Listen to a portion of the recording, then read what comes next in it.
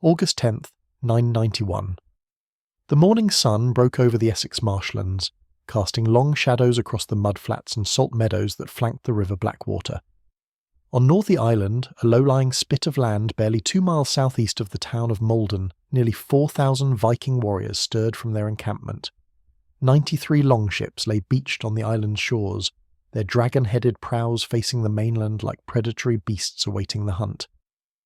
At their head stood Olaf Tryggvason, a Norwegian chieftain of royal blood who would one day become King of Norway, but on this August morning commanded one of the largest Viking fleets to strike England in a generation.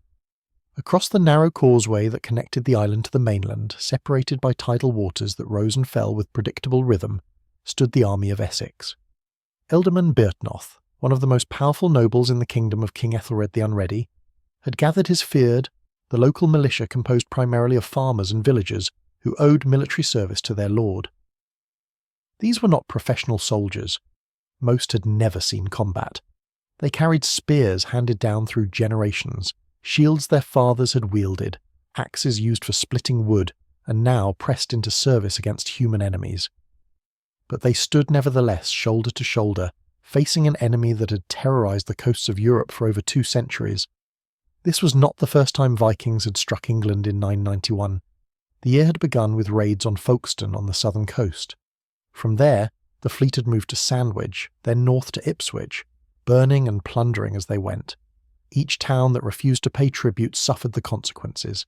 Buildings reduced to ash, treasures looted from churches and homes, captives taken to be sold as slaves in distant markets. The Vikings were methodical in their violence, calculated in their cruelty. They understood that fear was as potent a weapon as any sword or axe. But Byrhtnoth had refused to follow the path that was becoming increasingly common among English leaders. He would not pay the Danegeld, the protection money that bought temporary peace at the cost of future prosperity. When word reached him that the Viking fleet had sailed up the river Blackwater and established camp on Northey Island, the old warrior, now around 60 years old, called out his levies and marched to meet the threat head-on. The elder man was an imposing figure. Historical records suggest he stood nearly 6 feet 9 inches tall, a giant for his time, with hair described in the Anglo-Saxon poem commemorating the battle as swan white. He had held his position as ealdorman of Essex since 956, serving under multiple kings, accumulating vast landholdings across East Anglia, and establishing himself as a patron of the church. Ely Abbey in particular benefited from his generosity, receiving villages and estates that would ensure prayers for his soul long after his death. His wife, Elfled, was sister to a dowager queen, connecting Byrhtnoth by marriage to the royal house itself. In the hierarchy of Anglo-Saxon England, he was among the 4 or 5 most powerful men in the kingdom. Now, in what would be the final hours of his life, Byrhtnoth stood at the head of his army, watching the tide recede. The causeway that connected Northey Island to the mainland was a narrow strip of land, perhaps 60 yards across at its widest point, submerged during high tide but passable when the waters retreated. It was a perfect defensive position.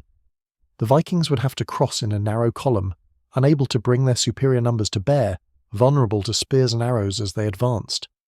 Any military strategist would recognize the advantage the English held. As the tide fell and the causeway began to emerge from the retreating waters, both armies could finally see each other clearly. The Vikings presented a formidable sight. These were not the ragged pirates of popular imagination, but experienced warriors equipped with the finest weapons Norse craftsmanship could produce. Many wore mail shirts, the individual iron rings meticulously linked to create flexible armour that could turn aside glancing blows. Their shields, circular and measuring roughly 3 feet in diameter, were constructed from wooden planks often reinforced with leather or rawhide around the rim to prevent splintering. Most were painted in bold colours, red and yellow being particularly common, with designs that identified individual warriors or groups. Their weapons varied according to wealth and preference. The most common was the spear, with ash shafts often 8 to 10 feet long topped with leaf-shaped iron heads. Some spearheads featured wings or barbs designed to prevent deep penetration while maximising damage, or to catch an enemy's shield and pull it aside. Axes were abundant, ranging from simple bearded axes suitable for both combat and carpentry, to the fearsome Dane axes, two-handed weapons with broad blades mounted on shafts as tall as a man. Swords were less common, expensive heirlooms passed down through generations, their pattern-welded blades flexible yet sharp, capable of cutting through mail if wielded with sufficient force. The English force presented a more varied appearance. Byrhtnoth's personal retainers, his Hearthguard, were professional warriors equipped with quality weapons and armour comparable to their Viking opponents. These were men who had served the elder man for years, who had feasted in his hall and sworn oaths of loyalty in exchange for gifts of gold, silver and land. They would die before abandoning their lord. Around them stood the fyrd, local men called up for military service. Some had reasonable equipment, mail shirts inherited from fathers or uncles, swords acquired through service or purchase. Others made do with leather jerkins and wooden shields, with spears that might have been farming tools. Days earlier, with seaxes, the long single-edged knives that every Saxon man carried, now pressed into service as sidearms. Despite their disparate equipment, the English had one crucial advantage. They held the causeway. As long as they maintained their position at the mainland end of that narrow strip of land, the Vikings could not bring their full force to bear. Any assault would be channeled into a killing ground, where numbers meant nothing and discipline meant everything. But first there would be words. This was the custom of warfare in the late 10th century. Before blood was spilled, terms would be offered. Negotiations would occur. Perhaps battle could be avoided entirely if the price was right. A Viking messenger stepped forward onto the causeway, now fully exposed by the receding tide. His voice carried across the water, amplified by the flat expanse of marsh and mudflat. The Anglo-Saxon poem that commemorates the battle records his words with hostile clarity. He offered Byrhtnoth peace. The Vikings would sail away, he said, if the English would pay tribute, gold and silver in exchange for safety. It was a practical proposition. Why die when you could pay? The Vikings had no quarrel with the people of Essex specifically. They simply wanted wealth, and they were prepared to acquire it through commerce or through violence. The choice, the messenger suggested, was Byrhtnoth's to make. The old warrior's response was immediate and unequivocal. He raised his shield and shook his ashwood spear, his voice carrying across the causeway with the authority of decades of command. The tribute the Vikings would receive, he shouted, would be paid in spear tips and sword blades. If they wanted treasure from Essex, they would have to wade through Saxon blood to claim it. The messenger could return to his ships and tell his masters that here stood an earl of unstained reputation, who intended to defend his homeland, the kingdom of Ethelred, his lord's people and country. Let the Vikings come if they dared. It was a challenge delivered with the full weight of Anglo-Saxon warrior culture behind it. Byrhtnoth was offering battle, and both sides understood what that meant. There would be no more talk of tribute. Only steel would speak now. The Vikings accepted the challenge, but they faced a problem. The causeway was too narrow. Any assault would be suicidal, advancing in single file against spears and arrows, with no room to manoeuvre, no way to bring their numbers to advantage. As the tide continued to fall, they began to probe the English position, testing for weaknesses, seeking any alternative route to the mainland. Byrhtnoth had assigned 3 warriors to hold the causeway itself. Wulfstan, described as war-hardened and keen among his kin, the son of Ceola, stood at the centre. With him were Elfhere and Maccus, 2 bold men who had no intention of fleeing from the ford. Their task was simple: hold the narrow strip of land, let no Viking pass. The first Viking to attempt the crossing discovered how well these 3 warriors understood their duty. As he stepped onto the causeway, spear in hand, shield raised, Wulfstan's own spear took him through the chest. The Viking fell, his blood staining the wet sand and gravel of the causeway, the first casualty of the day. His comrades behind him hesitated, suddenly confronting the reality that this narrow passage was a death trap. Other Vikings tried. Each time the 3 Saxon warriors drove them back, spears thrust forward, seeking gaps in armour or shield coverage, shields locked together, presenting a miniature wall of wood and iron across the causeway. The Vikings could not advance. Their numbers were irrelevant. 3 determined men in a narrow space were worth 30. Arrows began to fly. This was the role of archery in early medieval warfare, harassing the enemy before close combat, seeking to wound or kill through volume rather than precision. The Anglo-Saxon poem mentions that during this standoff, with the armies separated by water but within arrow range, soldiers on both sides fired at each other. Some fell. The poem specifically notes that during this exchange, none might any one of them injure the other except where from arrow's flight one had his death. It was frustrating for both sides. The English could not cross to attack the island. The Vikings could not cross to assault the mainland. The tide held them in suspension, two forces poised for combat but unable to close. Then the Vikings made their request, and Byrhtnoth made his fatal decision. Viking messengers called across the water, appealing to the English sense of fairness. "Let us cross," they asked. "Let us fight on equal ground, army against army, where skill and courage would determine the outcome rather than geographical advantage." It was a cunning appeal, framed in the language of honour that both cultures understood. What glory was there in hiding behind water and using the causeway to avoid battle? Were the English warriors or cowards? Byrhtnoth considered the request. The Anglo-Saxon poem uses a single word to describe his reasoning: offermod. This Old English term has been debated by scholars for centuries. Its literal meaning is something like overheart, or having too much heart. It could mean pride. It could mean excessive courage. It could mean reckless confidence. Some scholars argue the poem celebrates Byrhtnoth's decision as heroic, a demonstration of proper warrior ethos. Others, most notably J.R.R. Tolkien in his scholarly work on the poem, suggest it was a condemnation, that the poet was identifying pride as the sin that led to disaster. Whatever his reasoning, Byrhtnoth made his choice. He ordered his warriors to withdraw from the causeway. The Vikings would be allowed to cross. The armies would meet on the mainland, where the battle would be decided by strength, skill, and the will of God. It was a decision that would cost him his life and doom his army to defeat. The Vikings began to cross, not in the reckless charge that might have been expected, but in organised formations, shield-bearers in front, spearmen behind, maintaining cohesion, even as they advanced across the narrow causeway. They knew the danger. If the English changed their minds and rushed forward during the crossing, the Vikings in transition would be slaughtered. But Byrhtnoth kept his word. The English army held its position on the mainland, allowing the enemy to deploy. Once across, the Vikings formed their own shield wall. This was the standard tactic of Scandinavian warfare, a formation known in Old Norse as Skjaldborg, the shield fortress. Warriors stood shoulder to shoulder, shields overlapping, creating a continuous barrier of wood and iron. The front rank held their shields at roughly chest height, ready to absorb the impact of enemy spears and arrows.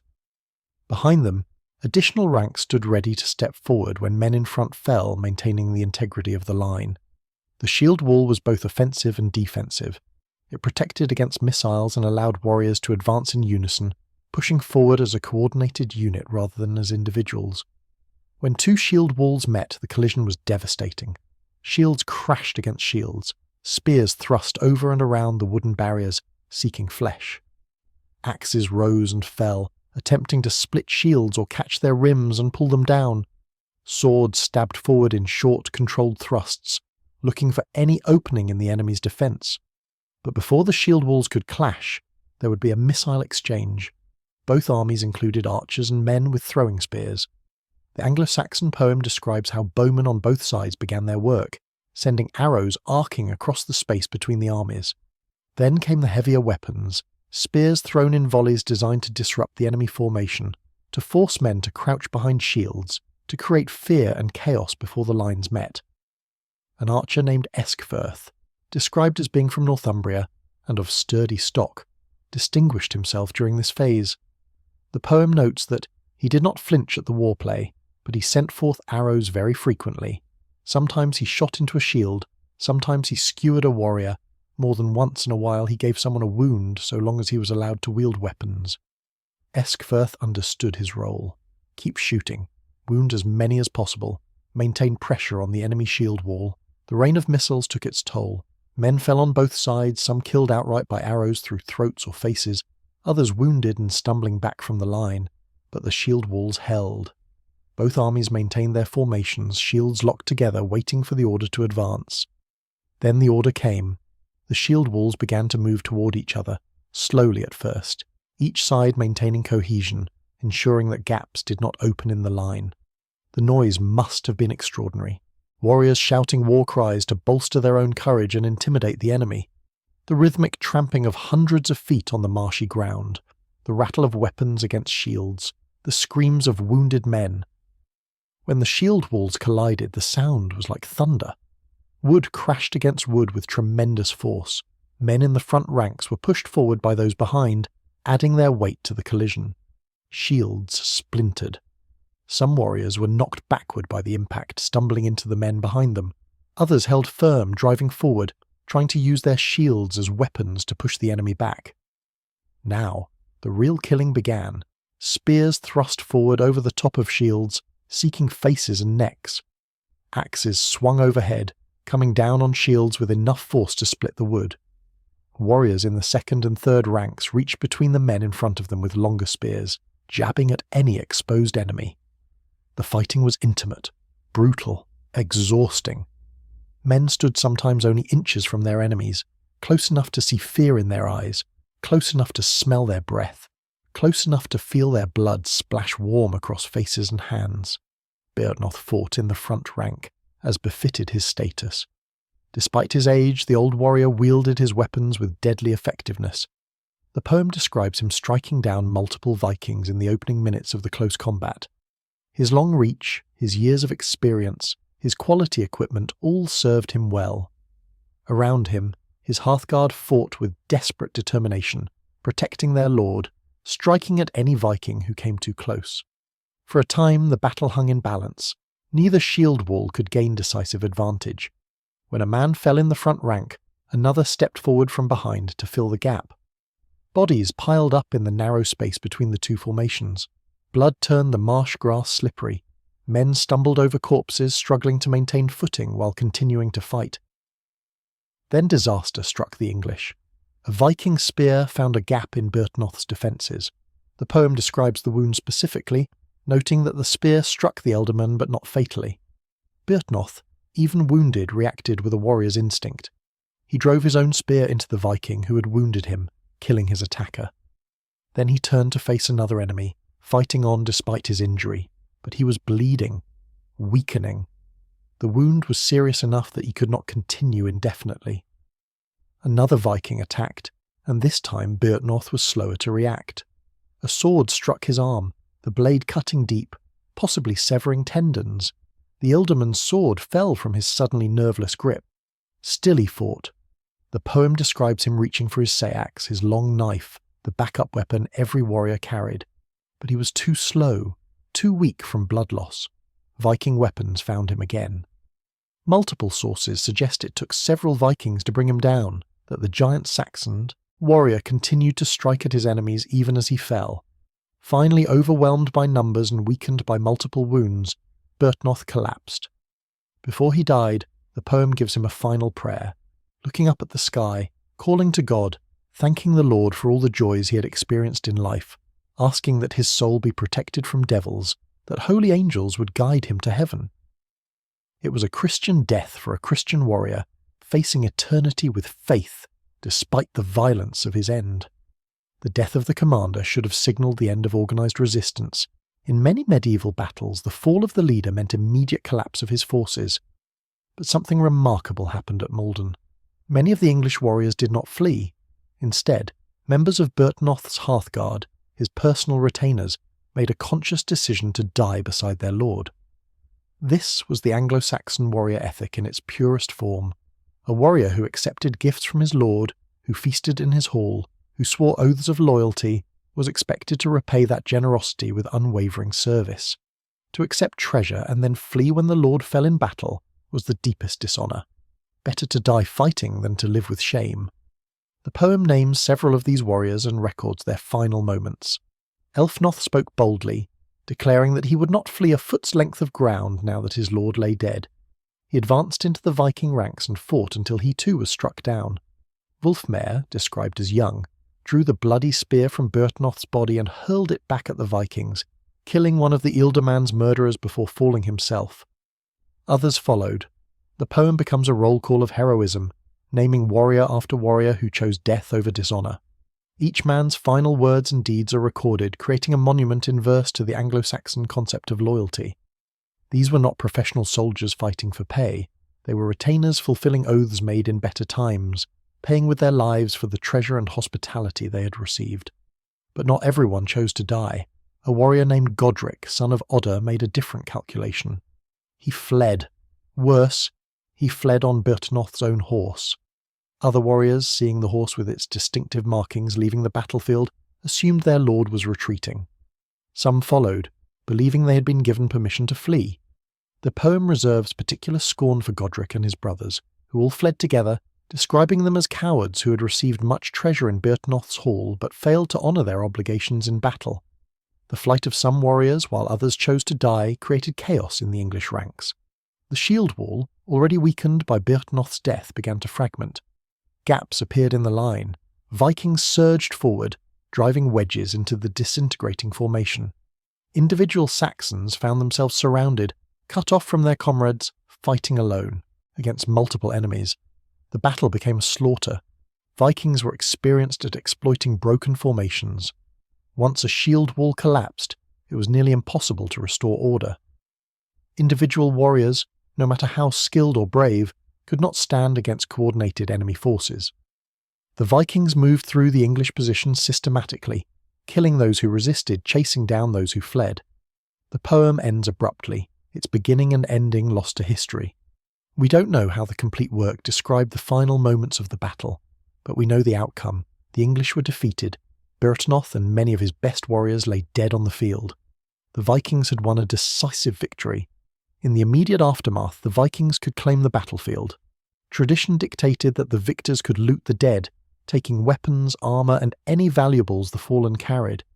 They controlled Northey Island and the surrounding area, free to raid deeper into Essex if they chose. But the victory came at a significant cost. The poem and other sources suggest the Vikings suffered heavy casualties during the battle.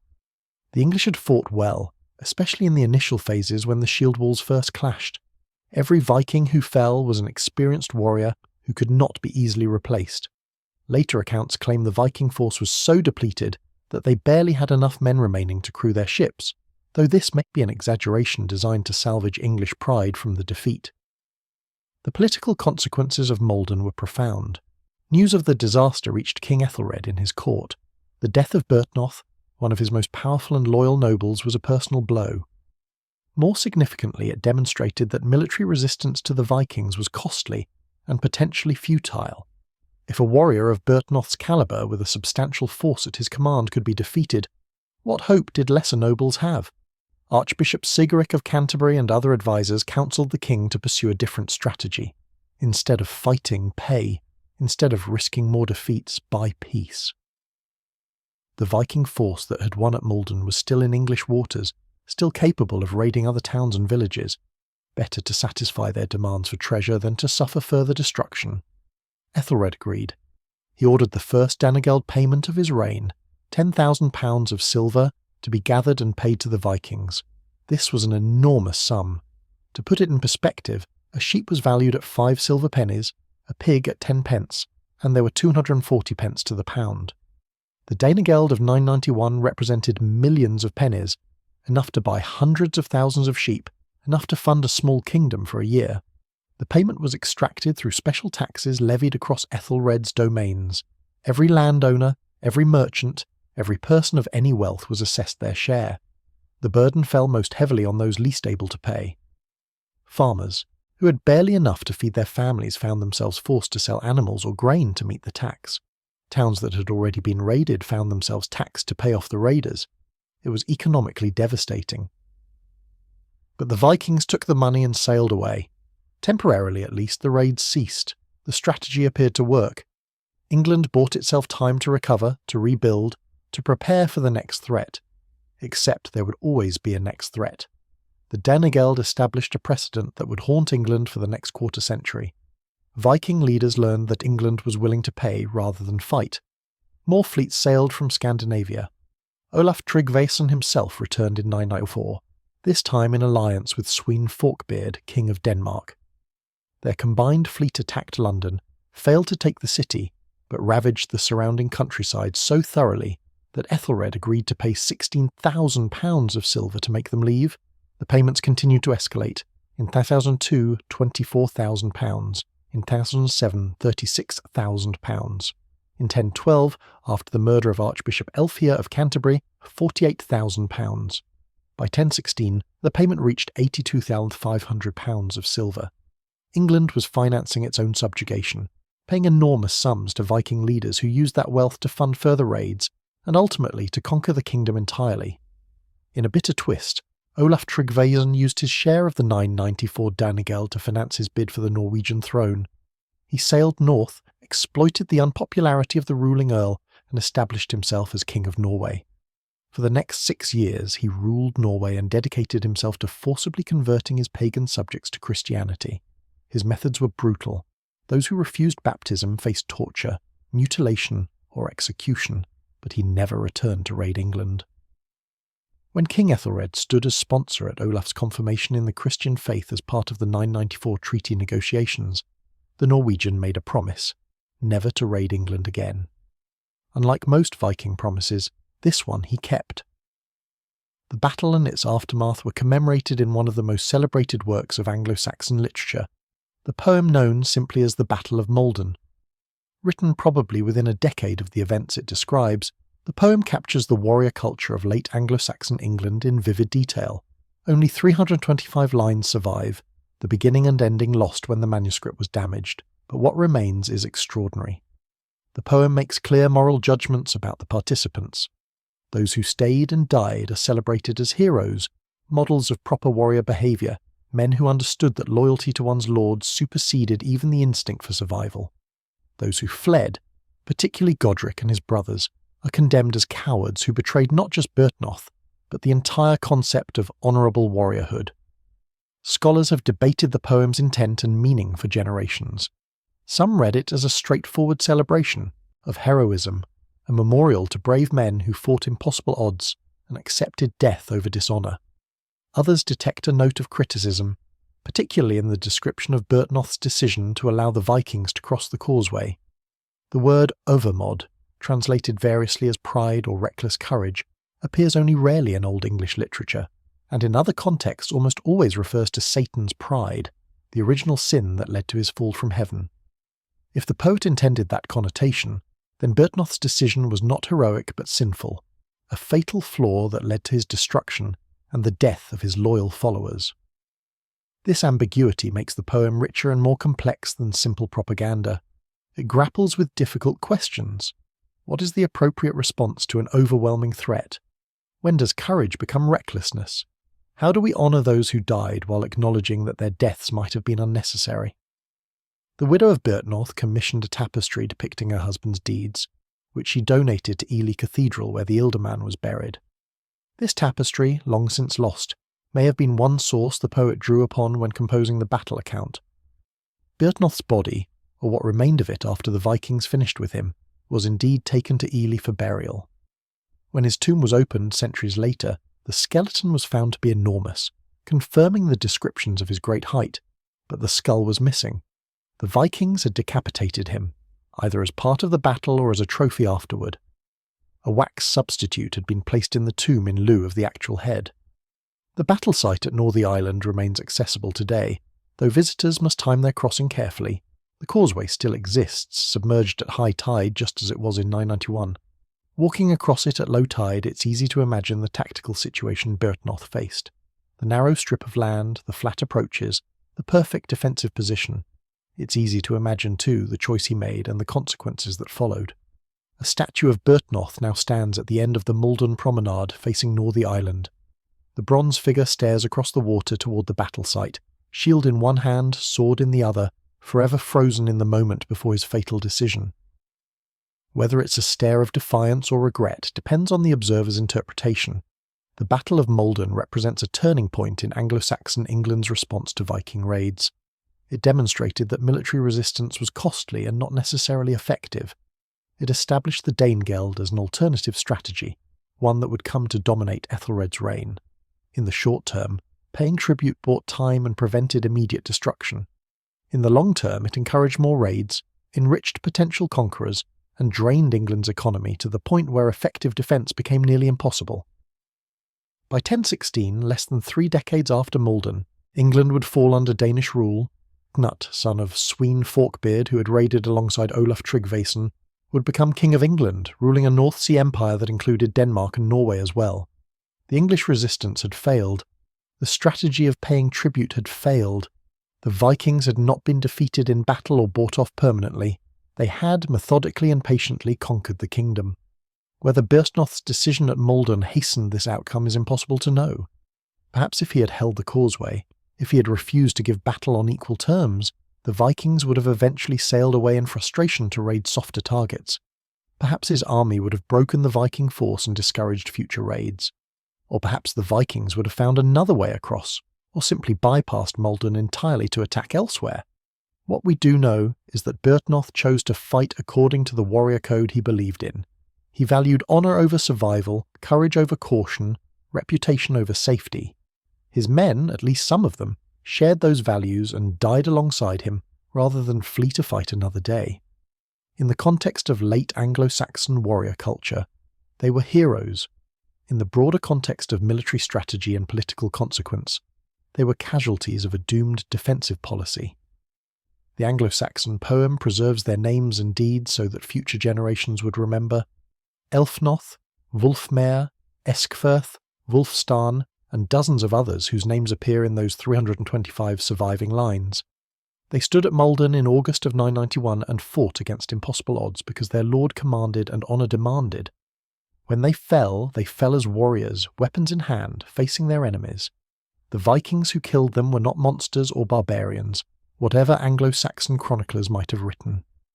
They were warriors from a different culture, with different values, pursuing wealth and glory through the traditional Scandinavian method of seaborne raiding. They had families and homes in Norway, Denmark and Sweden. Some were professional soldiers, others seasonal raiders who returned to farming or fishing when the campaign season ended. They fought skillfully, using tactics refined over generations of warfare. They won at Maldon because they were better organised, more experienced and more numerous than their opponents.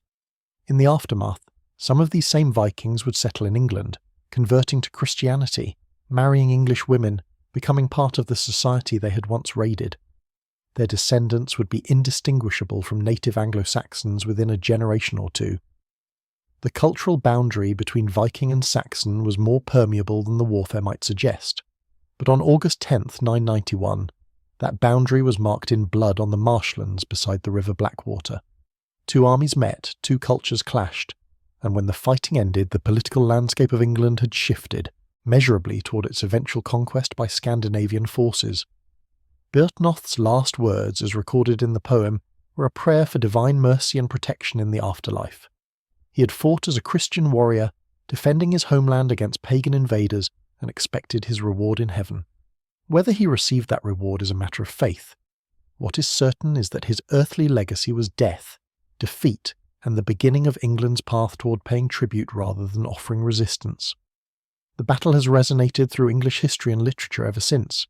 J.R.R. Tolkien wrote a play about the aftermath of the battle, imagining two servants searching the dark battlefield for Byrhtnoth's body.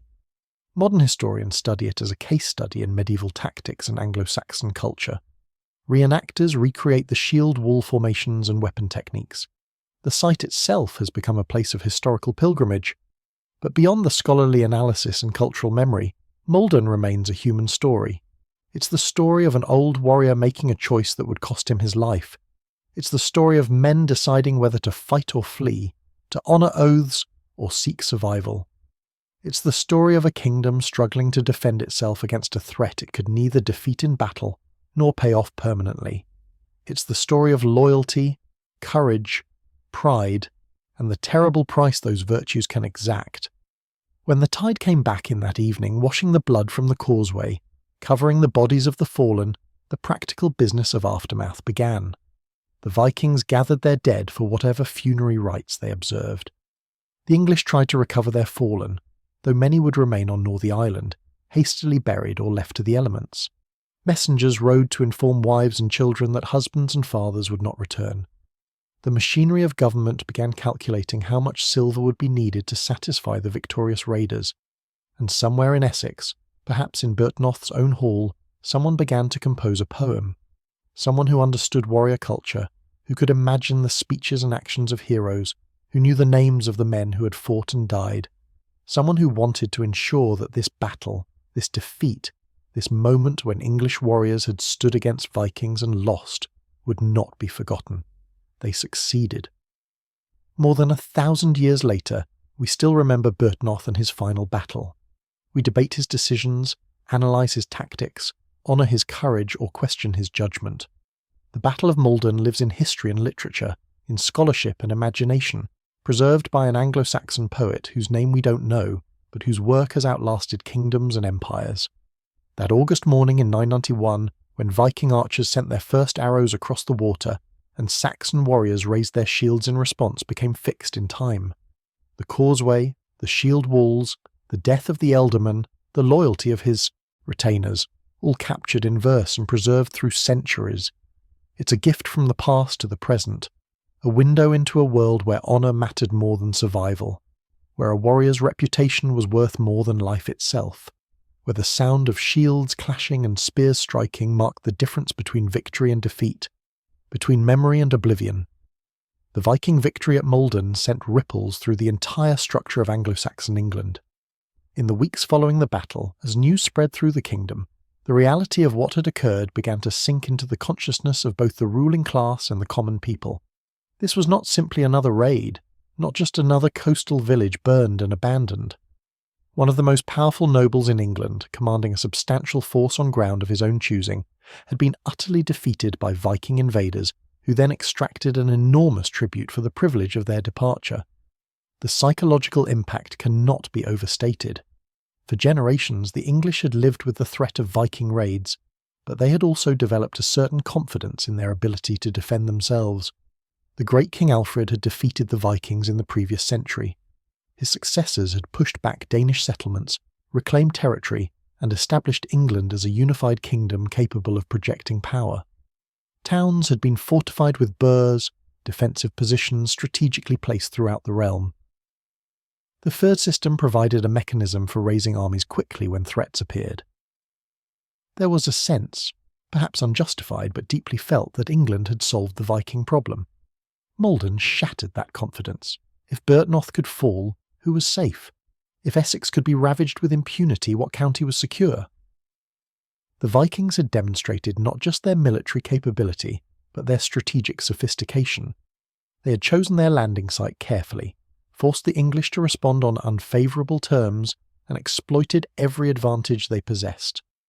These were not mindless raiders, but organised military forces commanded by leaders who understood logistics, tactics, and the political dynamics of their enemy. King Ethelred, who would earn the unfortunate nickname Unready, a mistranslation of the Old English unread meaning poorly counselled rather than unprepared, found himself in an impossible position. His kingdom faced a threat that military force seemed unable to counter effectively. Traditional defence strategies were proving inadequate. The burh system worked well against small raiding parties, but could not prevent large Viking fleets from landing wherever they chose along England's extensive coastline. The fyrd could be called out to defend specific locations but could not be maintained indefinitely. Farmers and craftsmen called to military service were not farming or crafting, which meant food production and economic activity suffered even when battles were not being fought. The decision to pay Danegeld was pragmatic from a certain perspective. £10,000 of silver was an enormous sum, but it was finite. A single payment that would make the Vikings leave and allow normal life to resume seemed preferable to continued warfare that disrupted trade, destroyed crops, and killed productive members of society. The silver could be gathered through taxation, distributed across the entire kingdom so that no single region bore the entire burden. It was a collective sacrifice to purchase collective safety. But this logic ignored the fundamental dynamics of the situation. The Vikings were not a single unified force with limited objectives. They were multiple groups operating independently, each with their own leaders, their own ships, their own ambitions. Paying off one fleet did not prevent another from arriving. More significantly, successful payment demonstrated that England was wealthy enough to afford such tribute and weak enough to be forced to pay it. Every successful Danegeld transaction advertised to Scandinavian warriors that England was a profitable target where wealth could be acquired through intimidation, rather than the riskier process of actual combat. The silver that flowed from England to Scandinavia in the years following Maldon had profound effects on Viking society. Archaeological evidence from Denmark, Norway and Sweden shows a dramatic increase in silver deposits dating to this period. Hoards buried for safekeeping or religious purposes contain thousands of English coins. This wealth enriched Viking leaders, allowing them to maintain larger followings, build bigger ships, and fund more ambitious expeditions. In a very real sense, England was financing the military forces that would eventually conquer it. The cultural and religious dimensions of the conflict deserve examination. By 991, England had been Christian for nearly 4 centuries. The Church was central to English society, providing not just spiritual guidance, but also education, record-keeping, and social services. Monasteries and cathedraries were centres of learning and culture. Bishops and abbots were major landholders and political players. The Christian worldview permeated every aspect of English life, including warfare. Battles were understood as expressions of divine will. Victory meant God's favour. Defeat suggested sin and the need for repentance. The Vikings, while some had converted to Christianity, remained largely pagan in 991. They worshipped Odin, Thor, Freya, and the other gods of the Norse pantheon. Their religious practices included animal sacrifice, possibly even human sacrifice in some contexts. They believed in Valhalla, the hall where warriors who died in battle would feast with Odin until Ragnarok, the final battle at the end of the world. This religious difference created a fundamental incompatibility. From the English Christian perspective, the Vikings were not just enemies, but agents of evil, servants of the devil sent to punish England for its sins. The Anglo-Saxon Chronicle, the historical record maintained by monks throughout this period, interprets events through this religious lens. The entry for 991 notes the battle at Maldon and the subsequent Danegeld payment with evident disapproval. The Chronicle regularly attributes Viking success to English sin and God's displeasure, a pattern of interpretation that becomes more pronounced as Viking raids intensify. When particularly devastating raids occur, the Chronicle points to specific sins, corruption in the church, sexual immorality, failure to observe religious obligations properly, as explanations for why God has withdrawn his protection. This theological interpretation had practical consequences. If Viking raids were divine punishment for sin, then the solution was not better military preparation, but moral reform. Religious leaders called for fasting, prayer, and stricter adherence to Christian law. King Ethelred issued law codes attempting to enforce religious observance and moral behaviour. In 1009, facing yet another Viking invasion, the king ordered a nationwide 3-day fast and massive almsgiving to propitiate divine anger. These measures may have provided spiritual comfort, but did nothing to address the military imbalance. The Vikings themselves likely understood and exploited English religious attitudes. They deliberately targeted churches and monasteries, which were wealthy and poorly defended but also symbolically significant. Destroying a church was not just theft, but a demonstration that the Christian God either could not or would not protect his own sacred spaces. When Archbishop Elfhere of Canterbury was captured in 1011 and held for ransom, the Vikings were making a statement about the powerlessness of English Christianity against Scandinavian military might. The execution of Elfhere in 1012 particularly shocked English society. The archbishop had refused to allow his ransom to be paid, insisting that his flock was too poor to afford it. After months of captivity during a drunken feast, Viking warriors pelted him with bones and ox heads. Then one, reportedly a recent convert to Christianity named Thrum, killed him with an axe to end his suffering. The murder of one of England's highest religious authorities by the very people England was paying to leave represented a complete breakdown of the Danegeld system's underlying logic. Military technology and tactics of the period reveal why battles like Maldon developed as they did. The shield wall was not unique to either Vikings or Saxons, but was the standard infantry formation throughout northern Europe. Its effectiveness depended entirely on maintaining cohesion. As long as shields remained locked together, overlapping to cover gaps, the formation was nearly impenetrable to frontal assault. Spears could not easily penetrate the layered wood, and could be deflected by shield movement. Arrows hitting shields either stuck harmlessly in the wood or glanced off. Breaking a shield wall required either finding its flanks and attacking from the side, which Byrhtnoth's defensive position at the causeway prevented, or sustaining pressure until exhaustion and casualties created gaps. This is why the initial collision of shield walls was so critical. The physical impact combined with the psychological shock sometimes caused one formation to break immediately. If not, the battle became a grinding contest of endurance, each side trying to outlast the other. Archers played a supporting role in this tactical system. The Anglo-Saxon poem's description of Ecgfrith the Northumbrian archer providing covering fire represents typical bow usage. Archers would loose arrows into enemy formations before close combat began, hoping to wound or kill enough men to weaken the shield wall. During the actual shield wall clash, archery became less effective since both sides were mixed together in close combat. But archers could continue targeting the rear ranks, forcing them to maintain shields up and disrupting the flow of reinforcements forward. The bows themselves were powerful weapons. Archaeological evidence and experimental archaeology demonstrate that English longbows, while not as powerful as the later medieval warbows used at Crecy and Agincourt, were still capable of penetrating mail armour at close range. A skilled archer could loose 10 to 12 arrows per minute, creating a genuine threat to unshielded warriors. The Vikings' own archery tradition was equally sophisticated, with composite bows appearing in some contexts, though most Viking archers likely used self-bows similar to English designs. The spears used at Maldon varied in design and purpose. Throwing spears, sometimes called javelins though that term is somewhat anachronistic, were lighter weapons designed to be hurled at the enemy formation before close combat. These might have barbed heads designed to stick in shields, weighing them down and making them unwieldy. Thrusting spears kept for close combat were heavier, with stronger shafts and broader heads. Many warriors carried both types, throwing their light spears first, then closing with thrusting spears. Axes deserve particular attention, as they were emblematic of Viking warfare. The single-handed bearded axe was the most common type, with an asymmetrical blade extending downward on one side. This design allowed the axe to hook over the top of an enemy shield and pull it down, exposing the warrior behind for a follow-up strike.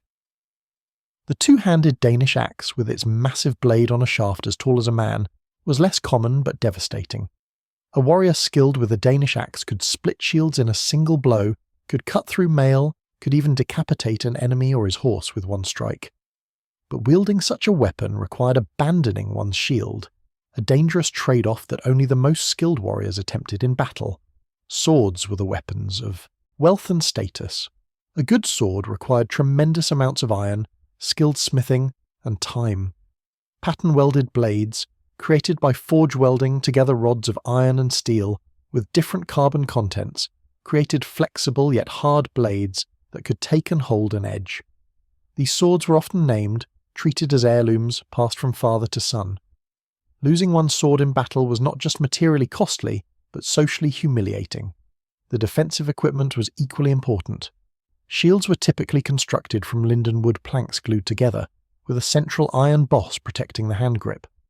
Leather or rawhide often reinforced the rim. The shield face might be covered with leather and painted with designs. A good shield could absorb multiple strikes before breaking, and warriors were trained to use shields actively, punching with the boss, deflecting strikes, even using the shield edge as a weapon. Mail armour, when available, provided excellent protection against cuts and most arrows. The thousands of interlocked iron rings distributed impact forces across a large area, preventing penetration. However, mail was expensive, heavy, and required regular maintenance to prevent rust. Only wealthy warriors could afford complete mail shirts. Many warriors made do with partial protection, perhaps a mail collar or shoulder pieces combined with leather or padded cloth for the torso. Helmets were surprisingly uncommon. Despite their obvious value, iron helmets required skilled smithing and were costly. Many warriors fought bareheaded or wore leather caps that provided minimal protection. The iconic Viking horned helmet is a myth. No archaeological evidence supports its existence. Actual Viking helmets were conical or rounded with nose guards and sometimes cheek pieces, practical designs focused on deflecting blows. The logistics of warfare in this period determined what was possible militarily. An army could not remain in the field indefinitely. Soldiers needed food, water, shelter, and medical care. Weapons required maintenance and repair. Wounds became infected. Disease spread through camps. Weather made camping unbearable. These practical limitations meant that even when armies assembled, they could only sustain operations for limited periods. The Vikings had advantages in this regard. Their ships allowed them to bring supplies from secure bases. They could retreat to their ships if threatened. They could move rapidly along coasts and rivers to strike where defences were weakest. English armies tied to land-based logistics could not match this mobility. By the time an English force assembled and marched to meet a Viking threat, the raiders had often moved elsewhere. This psychological warfare aspect of Viking raids was deliberate and effective. Tales of Viking brutality spread faster than the raiders themselves. Reports of massacres, of people burned alive in buildings, of creative tortures inflicted on captured enemies, created terror that preceded Viking arrival. When a Viking fleet appeared offshore, populations fled rather than resist, abandoning homes and property. This panic served Viking interests by reducing resistance and making plunder easier. But these terror tactics also hardened English attitudes. The idea of paying Darngeld to brutal raiders who had murdered innocents was deeply offensive to many. It rewarded evil. It encouraged further aggression. It transferred wealth from honest English Christians to pagan barbarians who would use that wealth to raid again. This moral dimension of the Danegeld debate would intensify as payments continued, and Viking demands increased. The year 1002 marked a particularly dark moment in this escalating conflict. King Ethelred, frustrated by continued Viking raiding despite massive Danegeld payments, ordered what became known as the St. Brice's Day Massacre. On November 13, 1002, Danes living in England, including settlers who had been there for generations, were to be killed. The order was issued, though how thoroughly it was carried out across the kingdom is unclear. In Oxford, we know that Danes took refuge in a church, which was then burned with them inside. Among the dead, reportedly, was Gunhild, sister of Sweyn Forkbeard, King of Denmark. The massacre was a catastrophic political blunder. Whatever military logic might have justified removing a potential fifth column of Viking settlers, the execution created a blood feud with Denmark. Sweyn Forkbeard, already inclined to raid England for profit, now had personal motivation for revenge. His subsequent raids would be more intense, more brutal, and aimed not just at extracting tribute but at conquest. The payments continued to escalate through the first decade of the 11th century. Each time a Viking fleet appeared, English negotiators would meet with Viking leaders to discuss terms. The Vikings would demand silver, the English would counteroffer. Eventually a figure would be agreed upon. Tax collectors would fan out across the kingdom to gather the sum. Months might pass before payment was complete. The Vikings would remain in England during this time, living off the land, taking what they wanted, holding valuable hostages to ensure payment. Finally the silver would be delivered, counted carefully by both sides, loaded onto Viking ships, and the fleet would depart, until the next time. This cycle drained England financially and spiritually. The constant taxation impoverished the population. The presence of Viking armies disrupted agriculture and trade. The inability of the king to protect his subjects undermined royal authority. Regional nobles, seeing the crown's weakness, began acting more independently. Some even made separate peace with Viking forces, paying local tributes to protect their own lands, while leaving neighbouring regions to suffer. The eventual Danish conquest of England in 1013 through 1016 was almost inevitable, given the trajectory established at Maldon. When Sweyn Forkbeard launched his final invasion in 1013, English resistance collapsed rapidly. Ethelred fled to Normandy. Sweyn was proclaimed king, though he died weeks later. His son Cnut then had to reconquer the kingdom, which he did by 1016, defeating Ethelred's son Edmund Ironside in a series of battles, and finally dividing the kingdom before Edmund's death left Cnut as sole ruler. Cnut's reign as King of England was remarkably successful. He converted fully to Christianity, promoted English nobles alongside Danes, maintained peace, issued good laws, and even made a pilgrimage to Rome. The Viking conqueror became an English king, ruling justly and well. His reign demonstrated that the conflict between Viking and Saxon was not fundamental or eternal, but contingent and political. The Battle of Maldon's legacy extends beyond its immediate political and military consequences. The poem preserving its memory became a cornerstone of Anglo-Saxon literature, studied for its language, its ethics, and its artistic merit. The Old English verse employs alliteration rather than rhyme, with each line divided by a caesura, a pause in the middle. The rhythm follows patterns of stressed and unstressed syllables that create a driving, martial cadence appropriate to its subject. The speeches in the poem are particularly powerful. When warriors declare their intention to die beside their fallen lord, they speak in formal, elevated language that captures the heroic ideal. These are not realistic transcriptions of what dying men actually said, but artistic representations of what the culture believed heroes should say. The poet invents appropriate words for appropriate actions, creating models of behaviour for listeners to admire and ideally to emulate. The poem's treatment of cowardice is equally instructive. Godric's flight is not just recorded but condemned in harsh terms. The poet notes the irony that Godric rode Byrhtnoth's horse, leading others to think the ealdorman himself was fleeing.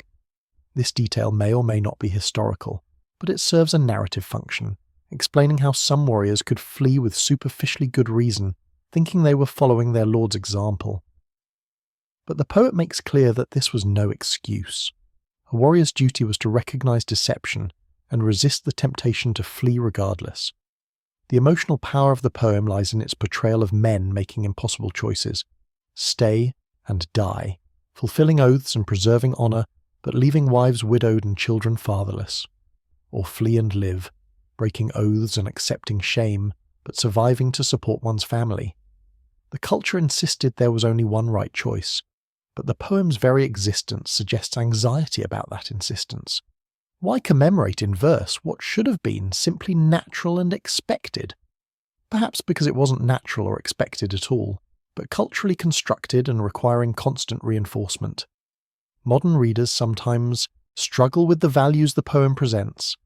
Dying for one's lord when that lord made a disastrous tactical decision seems foolish rather than heroic. Abandoning one's family to preserve abstract honour seems selfish. The 20th and 21st centuries value survival, practical wisdom, and family responsibility over glorious death in pursuit of reputation. But judging 10th century warriors by modern standards misses the point. They inhabited a different moral universe where reputation was everything, where shame was worse than death, where the bonds of lordship and retainership structured all social relations. Byrhtnoth's decision to allow the Vikings to cross the causeway, whatever the poem's attitude toward it, reveals the constraints within which even powerful nobles operated. He could not simply maintain a defensive position indefinitely. His army was a fyrd, not professionals. The men had homes and farms requiring attention. Every day they stood guard was a day their fields went untended. Meanwhile, the Vikings could wait. Their ships provided mobility and supply. They could stay on Northey Island as long as necessary, raiding other areas while Byrhtnoth's force stood immobile at the causeway. Tactically, there were no good options. Hold the causeway and watch the Vikings raid elsewhere unopposed. Allow them to cross and risk battle with better equipped, more experienced warriors. Try to negotiate, which would mean paying tribute, exactly what Byrhtnoth had said he would not do. Attack across the causeway, which meant sending men into the same killing ground he had just used against the Vikings. Pull back and let them land elsewhere, which meant admitting defeat without fighting. Each option had severe disadvantages. Byrhtnoth chose to fight on equal terms. His reasons might have included honour, as the poem suggests, but also tactical calculation. If the Vikings were going to get across eventually anyway, better to fight them immediately while his army was fresh and still at full strength. If he had to fight eventually, doing so after publicly refusing to pay tribute might strengthen his men's morale and willingness to stand firm. And if he won, the victory would be complete and glorious, potentially discouraging future raids in a way that defensive stalemate would not. He gambled and lost. History remembers the defeat. But the alternative choices might have led to defeat as well, just without the clear dramatic moment that the poem could commemorate. Perhaps there is more wisdom in Byrhtnoth's choice than first appears. He created conditions where heroism was possible, where his men could prove their worth, where the battle would be remembered regardless of outcome. Had he simply paid tribute or avoided battle entirely, his name would be forgotten. Instead, he is immortal, his final stand preserved in verse for over a millennium. The ultimate lesson of Maldon is not about tactics or even about honour. It is about the limits of individual heroism in the face of systemic problems. Byrhtnoth was a great warrior, a loyal noble, a brave leader. His men were courageous and true to their oaths. Yet all their virtue and bravery could not overcome the fundamental strategic situation. England faced an enemy with superior mobility, adequate numbers, and sufficient motivation. No single battle, no individual hero could resolve that situation. The problem required a comprehensive solution, political and military reforms, consistent strategy applied across years or decades, resources committed to systematic defence. None of that was available in 991. So Byrhtnoth fought with what he had, lost, and died. His death changed nothing strategically but everything symbolically. It marked the moment when England's Anglo-Saxon leadership began to lose faith in its ability to defend the realm through military resistance alone. That loss of faith, more than any specific battlefield defeat, determined England's fate. When leaders stop believing victory is possible, when they choose accommodation over resistance, when they try to buy off threats rather than confront them, defeat becomes inevitable regardless of the military balance. Maldon was where that psychological shift began. The Viking archers who sent their arrows across the mudflats that August morning were firing more than wood and iron. They were firing the bolts that would eventually bring down an entire kingdom.